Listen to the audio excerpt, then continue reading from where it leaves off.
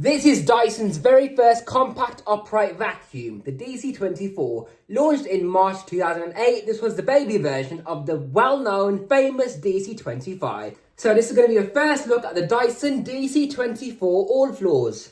So as you can see, it's a really tiny vacuum, especially when you fold this handle down, because when you press this button right here, the handle collapses all the way down for storage. This machine was designed for mainly apartments and flats, but you could also use it as an upstairs vacuum as well. Definitely not the kind of vacuum to be vacuuming a 3-bed semi with, let alone a mansion. But they talk about concentrated technology. What they mean by that is, despite the small size of it, you still got all the Dyson features. The sticker's a bit damaged, but I believe it's meant to say HEPA plus root cyclone technology for clean expelled air. And it came with a 5-year guarantee at the time. It's got a really tiny cable on it, only because it's a small machine. It's justifiable, isn't it? So it's not going to have a massive cable in it. To start vacuuming, press on the red pedal on the back of the machine. The stabilizers lift away from the floor, and then you can start steering with the famous Dyson ball technology.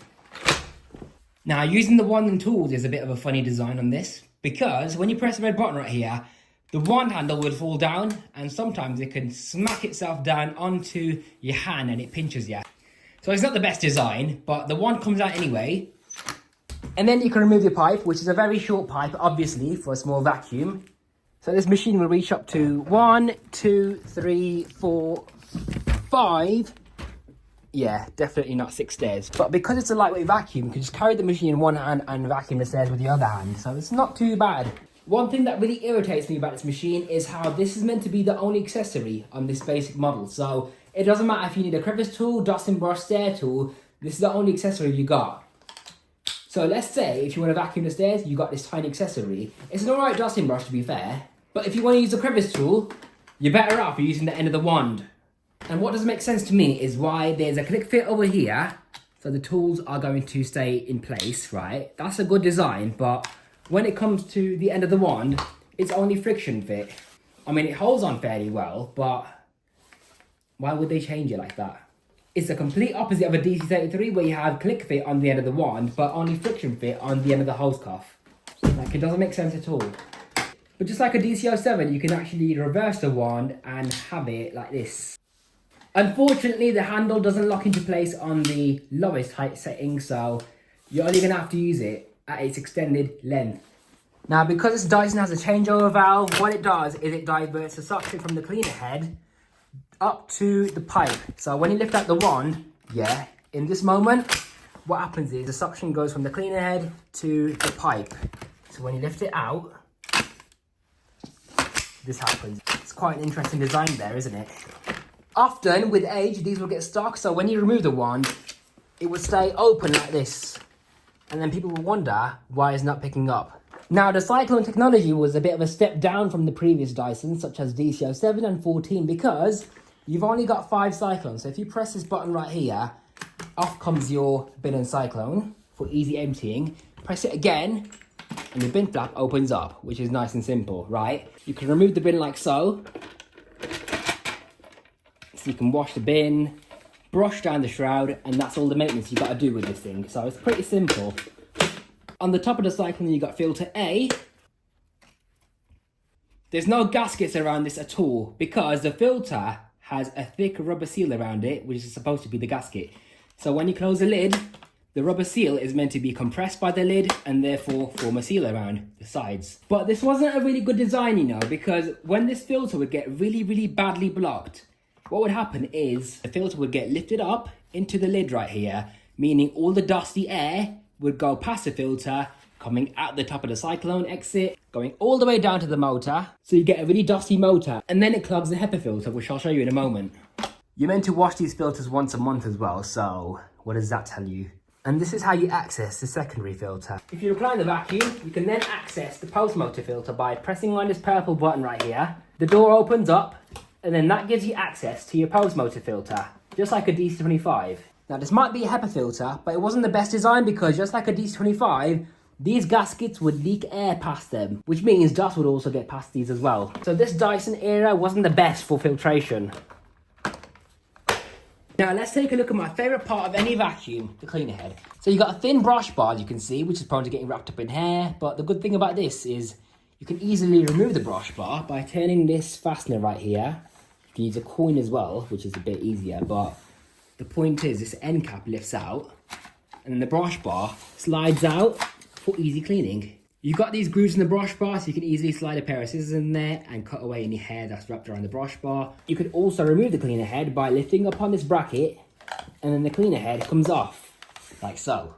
Now, I'm not aware of all D24s having this, but the ones I've seen anyways have these two cutouts right here behind the brush bar. So basically, what it does is it allows suction to go to the brush bar motor as an attempt to keep it cool, because D24s were notorious for their brush bar motors burning out. But that does mean you're getting less suction on the carpet, so it can affect cleaning performance. On the side right here, you've got this red button, which is a reset button. So if you get anything jammed in the brush bar and it stops spinning, all you have to do is press this red button and then it should start spinning again. What I'm now going to do is test the water lift on this thing, because it has a small motor rated at 650 watts. It's a tiny Dyson. It's not the most powerful thing in the world. It's only got about 120 air watts, I think. So yeah, this will be interesting.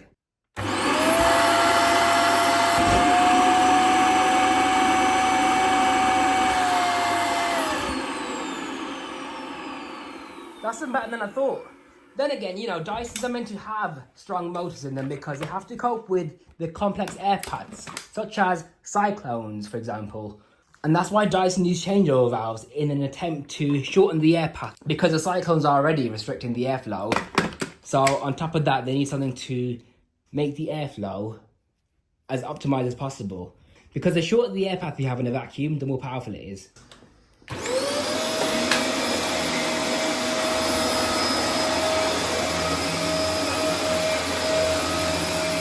It does alright on this carpet, but it's not exactly the best machine because it doesn't really feel like it's digging into the carpet as well as other Dysons.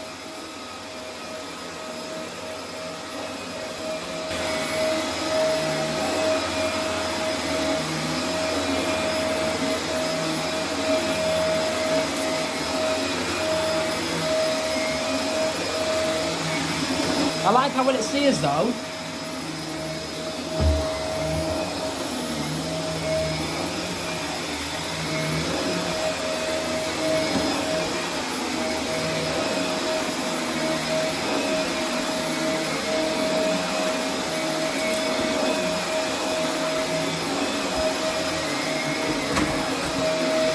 I can't even remember the last time I vacuumed here, so it's probably going to pick up an alright amount.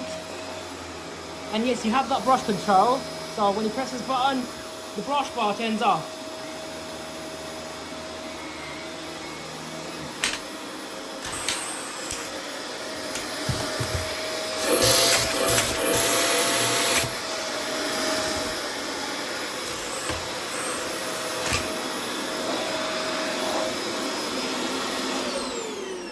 Now let's see what it picked up. So, this was a clean, okay, yeah, that's a lot. Don't forget guys, I haven't vacuumed in a while, so yeah, that makes sense, doesn't it? It's picked up a lot of fine dust, which is really good.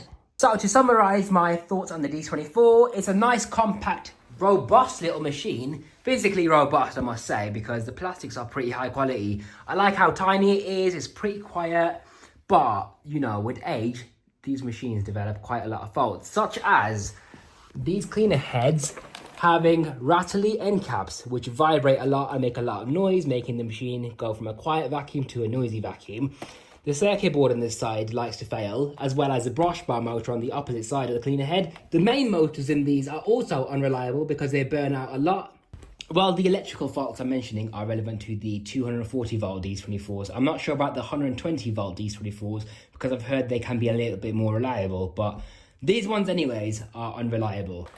The filtration's horrendous because the pre-motor filter isn't that great. The cyclones are a step down from the DC14 and 07. The HEPA filter leaks a lot of dust as well.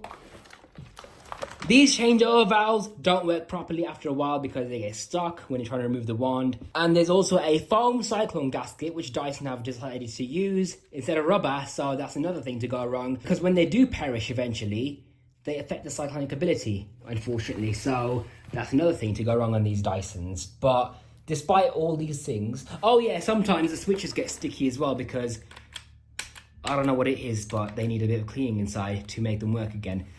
And they've got a horrendous 2-in-1, or is it a 3-in-1 tool, designed to be a crevice tool as well. I mean, what even is that? Why not include a crevice tool? Do you know what I mean? And these tool holders also snap off. But despite all these problems that I mentioned with the DC24, it is a nice, cool, quirky, unique little machine, especially for its time. So this has been a first look at the Dyson DC24 All Floors. Hope you guys have enjoyed this video. If you want to see a performance test with this vacuum, let me know and I'll get it done as soon as I can. Now let's clean up this dust on the floor.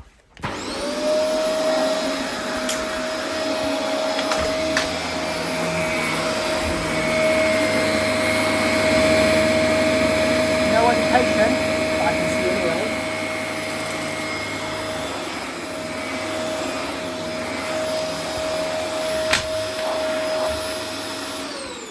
Yeah, when they work fine, when they're in good working order, they're not a bad little machine.